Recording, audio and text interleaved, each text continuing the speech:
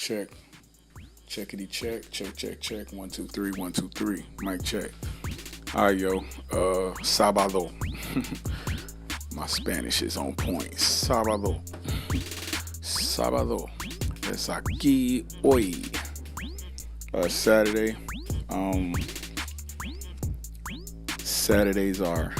Saturday mornings are really good. Early are really good for just slapping your headphones on, or if you got some high-end monitors like some AKGs or some high-end Sonys or some high-end Dr. Dre beats or some high-end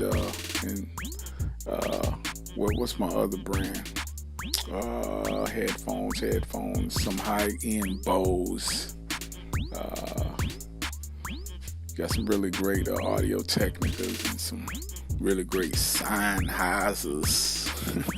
Sennheisers. I always just like the way that sounds. Today's producer motivation, and I say that with a long breath because it's just kind of like, this producer motivation is just like, it's like a long tail end on the reverb. You ever hear a really nice snare at the end of a song, and it's just like,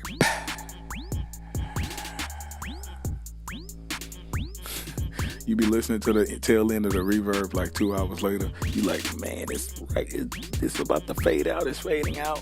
Oh, that was beautiful. Seriously, you might think I'm lying. I'm serious. I'm seriously joking. Today's producer motivation is refine. Refine. Extra emphasis on refine. Refine your ear. So it's real cerebral today. You know what I'm saying?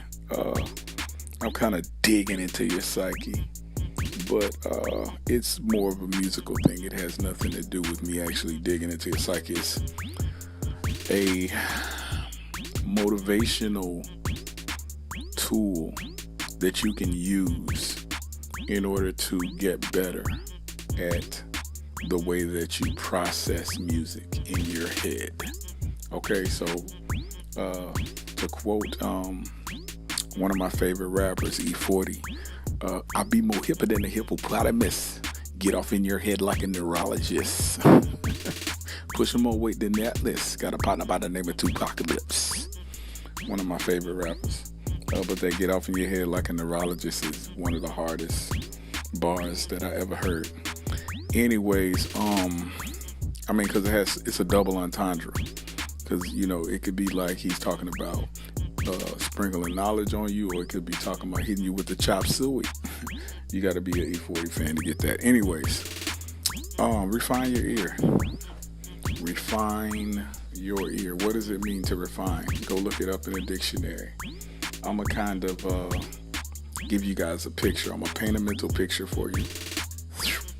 And then I'm going to paint a mental picture like a dart hitting freaking bullseye on a dartboard.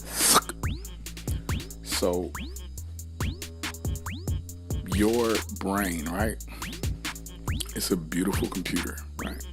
Beautifully designed computer. It's amazing. It's amazing. So, oh yeah, I want to document today. We got our first shot of snow in Chicago. It's pretty cool. Anyways, for this year, it's lake effect snow, so it's not really gonna stay long, but it's still cool. But anyways, back to the mental picture. Okay, slow release on the dart. Slow motion. Dart just left my hand. All right, so your brain is this beautiful computer. And just imagine as if your brain had these wires, which it does. They're called nerves. You have nerve endings in your ears, and you have nerves connected to your eardrum, which is really dope that it's called a drum, but that's a whole nother thing. And I'm not about to get like neurological. I'm not about to get I'm not about to get psychological. I'm not even going to get medical. I'm just painting a picture, okay? So, imagine your brain with these wires connected to your eardrums, right? So you get that stereo sound. When you put headphones on your left and right ear, or you see the red and white wires or the red and black wires, one goes to the left ear, one goes to the right ear. It's a beautiful thing. Beautiful thing. So you have these nerves connected to your eardrum from your brain, right? You got these wires. And depending on how, I guess, wide these nerves are, or how sensitive and how wide and sensitive or thin and sensitive they are, they're able to carry information to your brain to be processed, right? So I don't want to put too much focus on the wires, but I want to focus a little bit on the nerves in your ears and connected to your brain to say, look, you have these freaking broadband cables, right? They carry the information from your ear to your brain. Take care of these cables, take care of these wires, take care of your ears, because some people hear very well, some people don't hear very well. Some people, like the other podcast or the other producer motivation I did, some people have superhuman ears, okay? And if you don't got it, you just don't got it. But you can refine your ear, and that's what this producer motivation is about. So you need to take care of your ears, right? You need to take care of your eardrums. Doctors say that you shouldn't put anything in your ear smaller than your elbow. And that's real talk, because of the intricacy, the way that if you look at an eardrum, not that little freaking, not that peach diagram that they put in your 5th grade book of the ear. Look at the design of the ear. It is amazing, okay? Amazing. But anyways, so the design of the ears is this really intricate thing, right? It's really, it's huge. But it's small. It's huge, but it's small. So you have to take care of it. It's very intricately designed. So you don't want to be jamming Q-tips in the ear and da-da-da-da-da-da-da. You know, that's a health issue. I'm not going to get into medical stuff either. I'm just saying, refine your ears, take care of your ears, and think about how your ears receive information, how much information that you're putting in your ears, how much you allow your ears. Your ears are like a gate to your brain, so you have to be careful what you're allowing into the gate, how much you're allowing at the gate at the same time, okay? Now, producer motivation. What are you trying to say, bro? You know what I'm saying? Like, is it like 15 bulls running into a small gate at one time? It can be. Can it be like one little sliver of a freaking hair, or just a tuft of a dandelion flying through the gate, and you hear it like it's anvil dropping? Yes, definitely. All of that at the same time, if you refine your ear carefully. But the biggest emphasis that I want to put on refining your ear is that taking care of your ears is a conscious thing. There's a lot of engineers from the 50s, 60s, 70s, especially the 70s and 80s, where blaring rock music was hot. They had to mix those signals, and a lot of them are deaf now. A lot of the guys from a lot of those bands that were on stage that were stacking amps like Jimi Hendrix rig. Jimi Hendrix revolutionized the way that people set up rigs. He would stack freaking amps on top of amps on top of amps and run the signal through there and just be like, blow. Insane engineering. But those guys will be on stage for however long, and if you look at the ear like an actual drum, you know, you can break a snare if you jam on it hard enough. Over time, you just keep beating on that snare and beating on that snare in the same spots. Eventually, you're gonna have to replace the head. You don't want to damage your eardrums by piercing signals, elongated signals that are above I would say a good negative 6 or 7 dB. I mean, you bring it up to 0 when you're mastering, and then you might compress it and put a gate on it and give it that extra punch, like it's hitting at upwards of 7, upwards of 10 if you're risky. Some guys even higher than that, but you want to keep the level tight on your eardrums, because what happens is your eardrums are processing these signals and sending them through those cables to your brain. All right, so here's the most important part of this producer motivation. Be mindful of what you're putting into your brain via your ear gate, right? Part of refining your ear is being conscious to the levels of things that you put in your ear, like how loud it is. But then at the same time, you have to be conscious of the type of content that you're putting in your ear. And, that's merely preference. I'm not here to tell you what to listen to, just kind of throwing it out there. And then also, once this information is inside of your brain, right?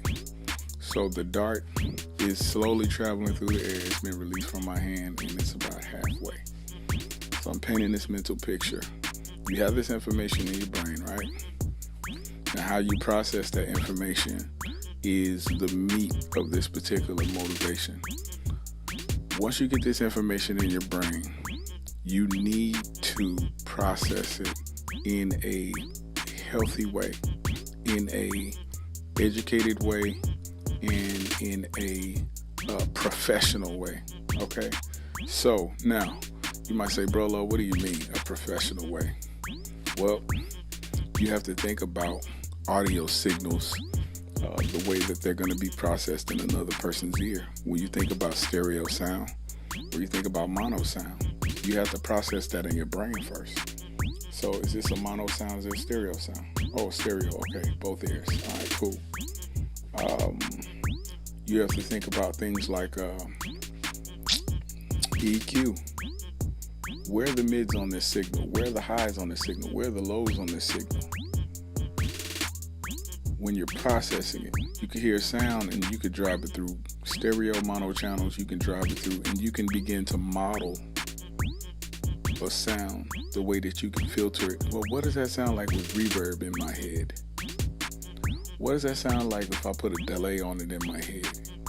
And then you can actually process the signal before you physically process the signal. The imagination is an amazing thing, but refining your ear has almost nothing to do with your actual ear. It has everything to do with the way that you process the signal in your head once the information is being carried in. So now, you're taking it through the stereo mono, you're taking it through the EQ. You can begin to start doing things like compress signals in your head. You could be nowhere near a computer. You could have no MP3s playing through your headphones. You could have no speakers blaring your favorite song or anything. And you can hear a sound. You can pull up sounds and songs in the iPod of your brain. And you can begin to refine these songs in your head, because that's where your ear truly is. That's where you really hear. That's where you really perceive, and it's all about perception. That's why one guy can mix down a song and it sounds like butter, and the other guy can mix down the song and it just sounds okay. One mix is worth, 2.9 million in sales, and the other mix is a SoundCloud upload. You got to get that. But what I want to drive is that processing signals in your brain is the true refinement of your ear, because you can hear all day and you could not be listening, and you could listen all day and you could not be hearing. But listening and hearing and processing the sound is truly refining your ear. Refine the crap out of your ear and take time out to process these sounds and these signals in a way that I want to say is professional, but beyond professional. in a way that is respectful to yourself and respectful to the listener community, the people who are going to be processing these signals as well in their brains. Because, you know, at the end of the day, there's a responsibility from you as a maestro and you as a conductor and you as a producer to have a level of not only professionalism and quality, but equity in your sound. That's one of the reasons why genres exist, because there were people who took the time out to process these signals in a certain type of way. People say, oh, that right there, that's country. Oh, that right there, that's rock. Oh yeah, that right there, that's hip hop. That's ambient. That's world. That's, you know, R&B. Being respectful to your craft via the way that you process sounds and signals in your brain is imperative to the refinement of your ear. And so the dart is getting closer to the board, right? So now you process these signals in your brain, right? Now we're going to do something that I learned actually from a preacher. Mirroring. You need to mirror the sound, and that's a part of refining your ear. It's not as important if you're not mastering or mixing, but it is super important when you're in pre-production. Actually, no, it's more important in mixing and mastering, but it's very important in pre-production. When you're just sitting down and you're making sounds and, you know, you say, little story time, and then I'll come back. I had a singer come over to my house, and she wanted to write a song. I said, okay. We sat down, I got the paper, right? This is before iPhones really popped. And I said, okay, now how fast is this song gonna be? She's like, I don't know. I'm like, what's the BPM? She's like, I don't know. I'm like, okay, we gotta figure out the BPM. We gotta figure out, is it gonna be double time? We gotta figure out how many bars it's gonna be in the song. I'm like, we have to figure out what is the feeling, the emotion of the song. And she's like, you go through all of this before you even start the writing process? I'm like, I see the whole song. I have to finish it before I start it. Visualize and then carry out. When you can hear the song before the song is made, then you can garner the things that you need to process those signals and make them a reality, bring them to the earth. Like, what is that guy? Jesus in the Bible, he's like, thy kingdom come, thy will be done on earth as it is in heaven. Bring it to pass, like make it happen. You know what I'm saying? Like will it. You feel me? Anyway, she's just like, oh my God, overwhelmed. And I guess maybe I kind of intimidated her because she did a little bit of singing and some karaoke stuff after that, but I don't think she's very serious. So now, back to the processing the signals and mirroring. Once you can mirror what's in your head or in your ear, what you process in your brain, then you can go to the DAW and you can start to process. You say, okay, make stereo sound. I'm gonna put this reverb, I'm gonna put this delay. I'm gonna pan it this far left, this far right. I'm going to blah, say blah. And you've done all of these things succinctly. As a matter of factly, you can go to my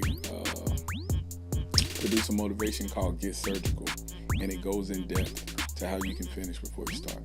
But mirroring the sound is a technique that I use in order to be able to have that sense of accomplishment, but then it also brings what you've done in your head to the speakers, to the radio, to the internet, to the world.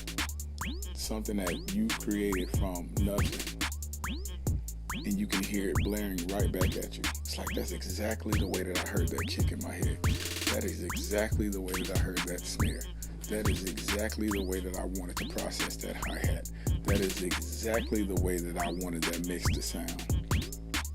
And retrospectively, you could be working for a day or two, a week, a month on one song and be like, man, there's one little increment of sound that I need to tweak and I just can't. There it is right there. Perfect. And that's the freaking dart hitting the bullseye on the board. You're finalizing, you're rendering a sound that you've heard in your brain, but it's not necessarily a natural sound that you actually heard with your ear. So you can process signals in your ear, you can mimic sounds, you can mirror sounds, and you can come up with sounds from scratch. And that is the essence of refining your ear, and then being able to process those sounds and mix those sounds and do different things to those sounds in your head, and then bringing those things into existence. It's crazy how it works, but you can do it. It's totally possible if you have the right tools. Invest in your tools as well, but that's not this podcast. I'm calling it a podcast. Well, let's just call it a podcast then. The Producer Motivation Podcast. So then, I guess that's it, guys. Refine your ear, man. Process the crap out of signals. And I don't want to take away from the doers either. Some guys don't process signals, and I'm not saying that, refining your ear is the only way. I'm putting emphasis on it because it's a way that I found helpful. Some dudes go out there and they buy $90,000 worth of rack mounts, and they can pull these rack mounts up, and then they can just sit there and tweak all day. Process signal. Nope, that's not good. Undo, redo, undo, redo, undo, redo, undo, redo, until they refine that sound. So I'm not taking away from that process, because that's a dope process as well. Personally, the get surgical part is just really important to me. And I wanted to convey that and give that to you guys as a gift. If you really dig into what I'm saying, you'll get a present out of this particular producer motivation. So, again, it's laid back. It's Saturday, unless it's a grind day for some of you guys. Because, we grind 6 days a week. You feel me? Some of us grind 7, but 7 days rest day. Holla back. It's Bro Love. Drop a comment in the section. Make sure you comment, like, subscribe on the YouTube channel. Thank you guys. Y'all hit me with 2.5K subscribers. 2,500 plus people say, hey, this is content worth spending my life on. And I'm grateful. You feel me? I'm ever so grateful. So yeah, not to make this podcast too long. Dang, I'm almost at 24 minutes. They're usually not this long. All right, y'all. Thanks for rocking with me. It's Bro Love. This has been your Saturday Producer Motivation. Yup.